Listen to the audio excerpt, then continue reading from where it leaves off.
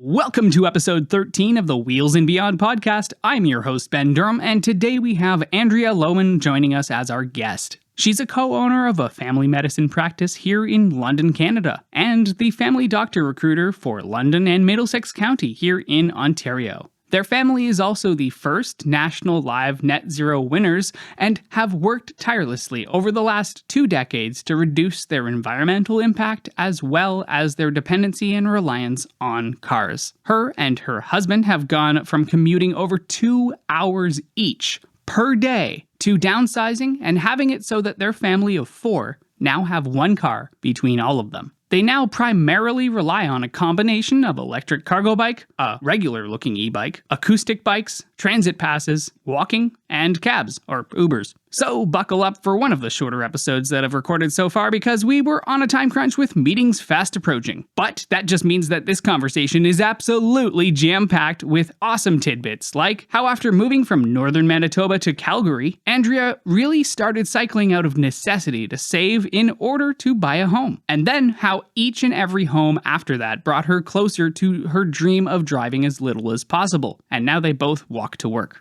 How she brings her helmet into stores so that people know that she biked there, how it's important to dress accordingly when riding bicycles for utilitarian use, and much more. So let's dive right into how you got into biking, because right over off camera here, we have your cargo bike, and people saw that in the intro. Can you tell me more about it and how you got into biking? You know what's funny is we didn't bike as kids. My parents didn't bike as kids. I come from northern Manitoba, Thompson, Manitoba. So the small window of time where we actually could have bikes out, we didn't do it a lot. And I was thinking, how did I get started? And it was out of necessity. So I decided when I was living in Calgary to buy a condo. And the only way I could do that was to sell my car. And I thought, so I prioritized having this asset of buying a condo versus having a car. So I did it. And I thought, how am I going to get to work? But it just turned out that I could get a bike and go on the lanes around Glenmore Reservoir. I was on one side of it and where I worked was on the other. So I was just on the reservoir path all the way to work. And I think that's what started it because I noticed how much I felt better biking there rather than being in the traffic on the other side of the reservoir on the roads. I'm like, this is fantastic. This was my commute. So that's how I actually got started into biking. And then I moved to Calgary. So I met basically everybody I met biked in some form. So, and they had 3, 5, 6 bikes, mountain bike, a road bike, a gravel bike. Just kind of laugh. And a commuter bike that you're not worried about getting stolen. It's like, okay, so moving to Calgary really got me on wheels. Wow. I find that it's so interesting because almost everyone I've ever spoken with is, oh yeah, I had a bike when growing up and this and that. And here you are saying, no, this was more of a out of necessity. So at which age do you think that, did you learn how to ride a bike? 27? And at 28? that point, did you learn how? Or had you already learned? I had ridden a bike as a child. I had one. I had a yellow one with a banana seat and and I do recall having a bike at one point with a basket, and I would always put my little dog in the basket and I would just go around the block. But so I did know how to bike. And a live dog? Yes, a dog. He's so cute. I think I've always just enjoyed, bringing my pets along and doing putting things in my bike. There you go. Yeah. But then when I moved to Calgary, it's really when I got the bug to cycle everywhere. And that was before bike lanes were a thing. You were on your own, trying to get anywhere on a bike in the mid 90s. But then we started to see the infrastructure come in Calgary and Alberta. Calgary and Edmonton has really great cycling infrastructure. Yeah, and I wanted to ask about that because it wasn't there in the 90s. And now it is. It's going hard on the infrastructure. Yeah. It's great. Yeah. Yeah. Yep. And then that led us to thinking about, I met a boy and then we decided to get married. And we were both starting our professional careers and we could decide to live anywhere in Canada. So that was a fun decision, what's important to us. And we realized at the time when we were having the conversation, each of us had an hour commute to to our jobs from so that biking commute ended and I got a different location. And then double checking here, 1 hour one way or round trip? 1 hour each way. Ooh, yeah, ow. 45 minutes to an hour, depending on traffic. I was going south of Calgary to a different town. We knew we wanted to stop that. And we thought, well, what's going to make that possible? So when we were looking at where are we going to move, we factored in, how can we have our house close to where we work? So what city would that be possible where you can afford to live somewhere that's close-ish to where you would work? And so we really put a lot of thought into that. We did move to BC first, and then the housing prices weren't what we expected there. So we decided to move to Ontario to be closer to family. But each move, we were like, okay, we did okay moving to BC, but now how can we do even better in terms of being close and not spending so much time in our car? And I think that biking to my job in Calgary and spending so much time outside really did it for me. I was like, this is how much better I feel when I'm not sitting in a car. And where in BC? Like Vancouver proper? Just south of Vancouver, so White Rock, BC. Okay. Yeah. It was tough biking around there because at that time there wasn't that much bike infrastructure either. But for, I guess, people listening, thinking that maybe they can't change their location, like, that's totally fair. But how long did it take from selling your car initially, that one time, out of necessity, to where you are now, where you are able to, like, how many house swaps and all of that? Like, it took time, right? Yeah, and every house that we moved into and every change we made, we shortened down the distance that we needed to get to work. To right now, we can walk. We can both walk to our jobs, which is fantastic. And the kids can all walk. They can walk to school. Our kids can walk to school and we can walk to work. So we now have one vehicle that sits in the driveway during the day. So that was from the early 2000s to now. So like two decades of mindfully choosing where we were going to go and a lot of experimenting. So how can I get, like, even though when we were in further distances from, how can I get where I need to go further away? How can I get to my sister's house? How can I get to Home Depot? Or how can I get to the grocery store without using the car? Because I noticed also how much I like not sitting in traffic. And not paying for parking. Yeah, so experimenting, taking the bus a bunch of times, see how that goes. How long does that take? Or, and getting all the right gear. You try and go in rain. It's like, oh, but why is the inside of my foot soaking wet? It's like, okay, now I need shoe covers. Or you just kind of keep figuring out what you need to add in order to make it work. Just the other day, I went over across the city because my doctor is still across the city, a family doctor, and I biked over. But, oh no, it was raining. And so, yes, we have finally figured out all our ways. I have my least favorite thing to deal with, actually, is my feet.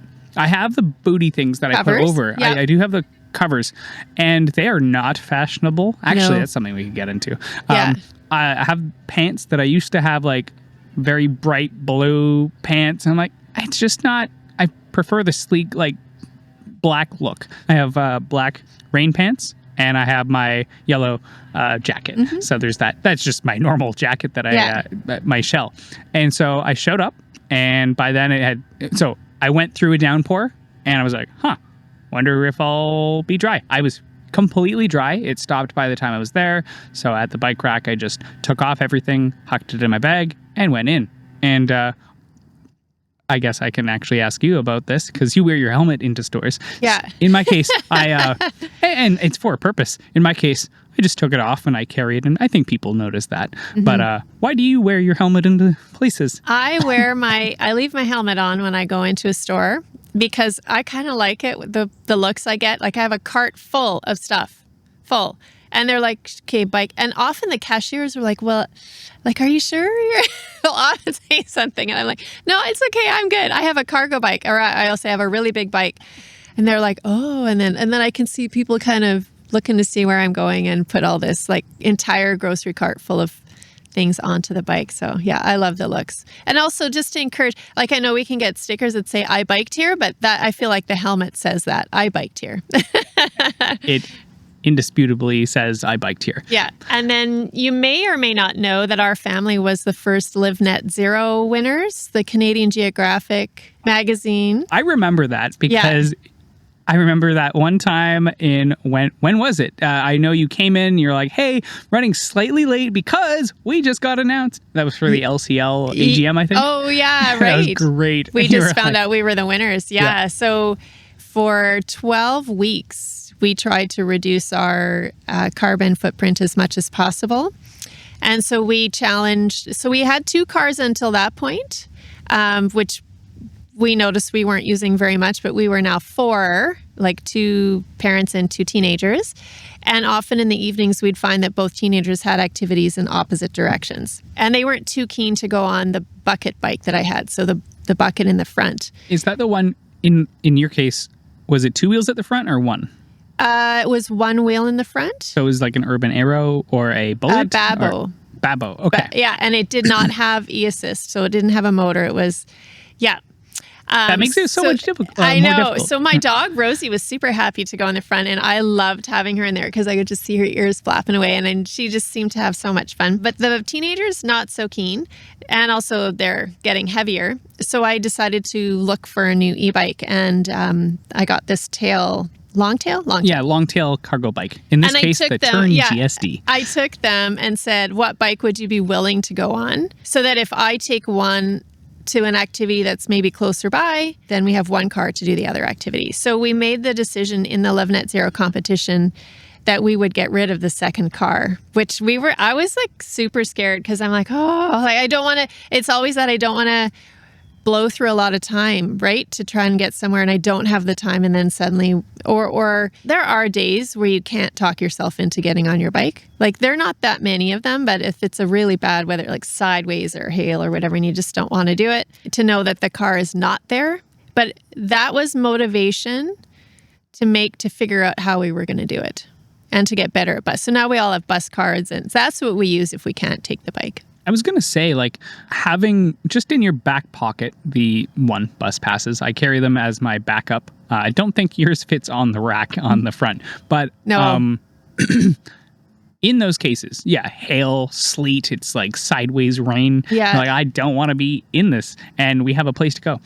Do you ever just take a cab too, or? Yeah, we do cabs and Ubers. Okay. And if we really have to, like if we need to haul things or somebody has to go to a cottage that we just can't get to, like we're going to go visit somebody somewhere and we can't get there, we may rent a car. But doing that is all significantly less than owning 2 cars. I was going to bring that up. So when you think about how much money the second vehicle was for the car itself, plus the maintenance, the fuel, and then the insurance and all of that, that's a lot of money to play with for cabs and buses and Ubers and car rentals. And then you still have a lot left over. So. And I would classify that as, 1, it's savings. But I would also say that savings can be kind of play money because you get to experiment with all of these different things. Instead of having a car that sits in a driveway for most of its life. I mean, I do want to cover the comfort aspect of it because what you were saying earlier, it's like, it was really difficult to let go of the second car. Yeah. Totally understandable. Yeah. Because it's almost like a security blanket. Yeah, it's gone. Yeah, it's not there. Gone. It's like, oh, crap. Yeah. And so seeing those other options, I think it helps. But for like long trips, probably using that 1 car or you rent. And as you said, significantly less expensive compared to owning that second car, which already, was it seeing as much use or no, like the second car? It was. Yeah, it was getting used. And then what I noticed about the rentals too is we're renting the vehicle for the size that we need. So we needed 1 vehicle for 4 people plus a dog and then our bike rack. So we weren't getting a tiny vehicle. But it's often just 1 or 2 people and no dog and no bikes. So when we're renting cars, it's the smallest car, compact car or similar, right? Yeah. We're not driving a big van or a big, SUV around for the 1 or 2 people who need it. So we noticed that. Or if you need to haul things one day, that's the day you go rent a truck. But you don't need to buy a truck for the 1 time a year that you need a truck. I noticed that. Yeah. Yeah. So we like to have the smallest vehicle possible for the uses that we need, even if we're stretching it, and if we have to rent one, we rent one. Yeah. And have a camping trip coming up. And yes, we will be taking a vehicle because it's a 3-hour drive.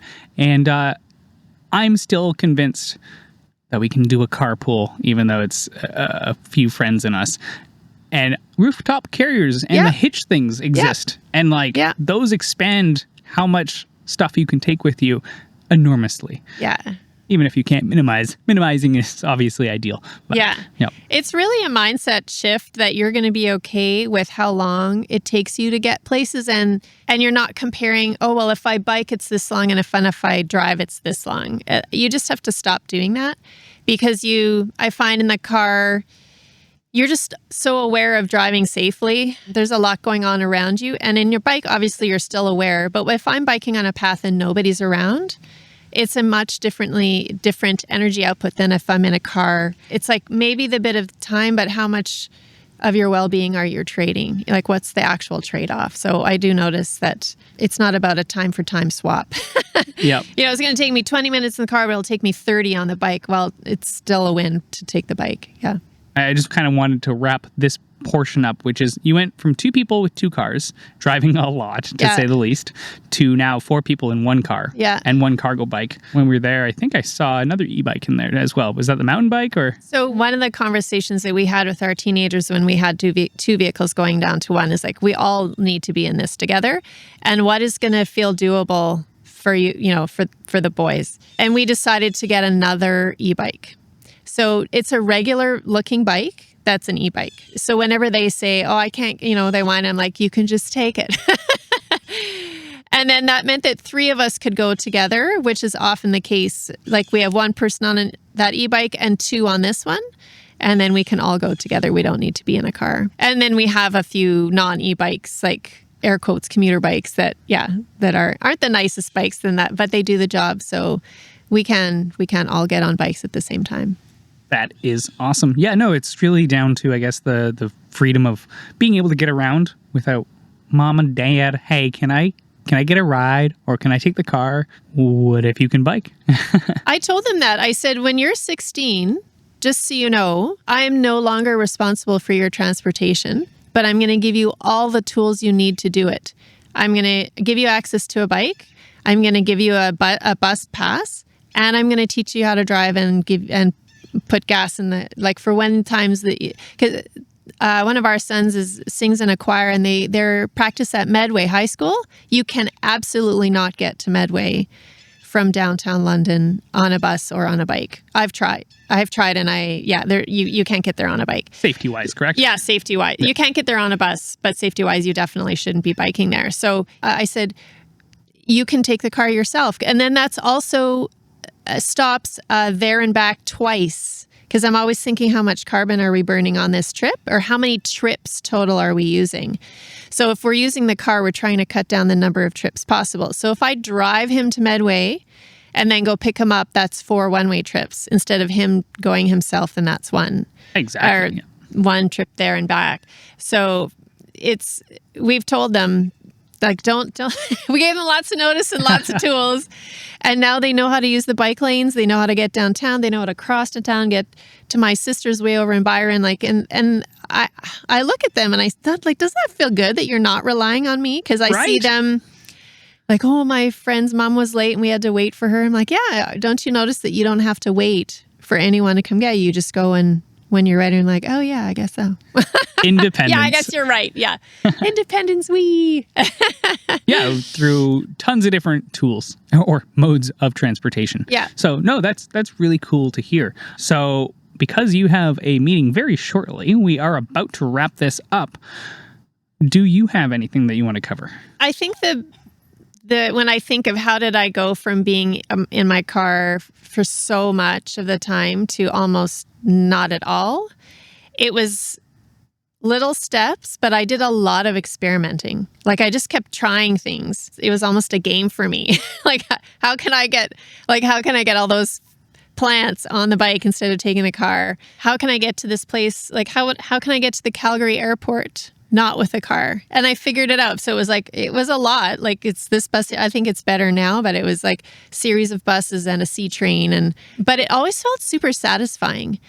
And then it was about gear. Never worry about the weather. Just get really, really good gear. And my rationale, and I understand my privilege, is the money that I'm not spending on the car, if I see a jacket, and I like to go I keep my eye, I buy winter jackets in April when they're on sale. Yep, you I know keep how my to do eye it. on the sales, yeah. And for bikes, like going to Squeaky Wheel, where they've been donated bikes that have been refurbished. It's a not-for-profit, and instead of buying a super expensive bike or whatever, but Especially for the commuter bikes, etc. yeah. But it's like, just keep trying things and give yourself space to try things, because it takes time, to go places without a car at first until you figure out your system.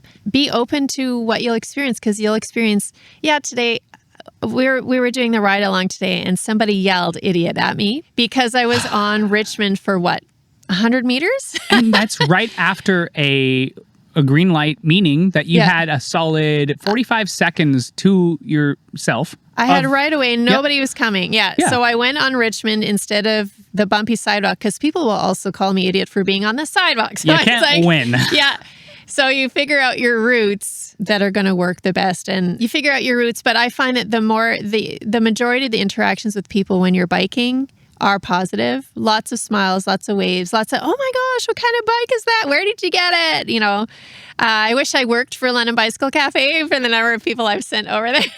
But I keep on hearing that, where it's just like, "Hey, go there." Yeah. And I say the same thing, because they're approachable and the awesome bikes. Just going back to the little bit of shopping there, I wanted to ask about the fashion statement. I think it's genuinely important. I think I might have seen something just pop up recently about it, but it's how it's so important to look like a regular human being on bikes.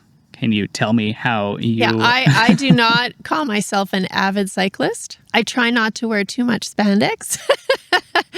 No, this is what I'm wearing to work. And I wanted those plants for work, so I went and got them before work started, and this is what I'm wearing. So I don't change what I'm wearing. You don't change what you're wearing to get in your car to go grocery shopping. So I bought a bike that made it possible for me to not arrive in just drenched with sweat. So I like to separate my exercise from my transportation. So exercise time is like, okay, I've got clothes on for exercising, but in transportation, I want to just wear what I'm wearing. Yeah.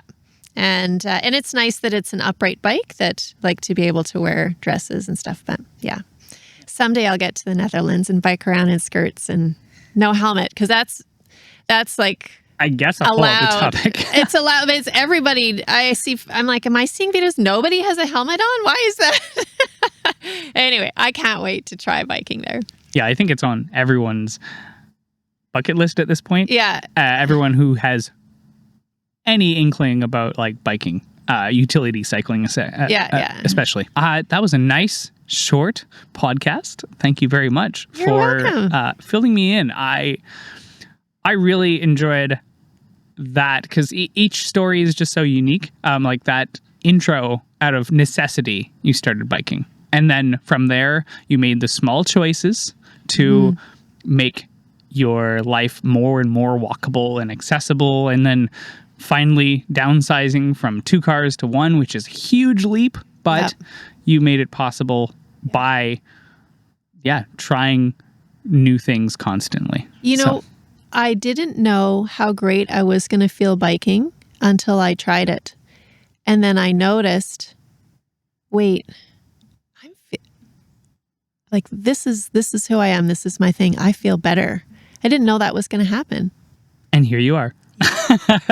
And now it's like, hey, everyone should try biking. Okay. Final little bit. What would you recommend for people trying to bike for the first time in their everyday lives? Bike in there. Okay, so you want to pick a route that's not near cars and people shouting at you. Come to the Thames Valley Parkway, the TVP.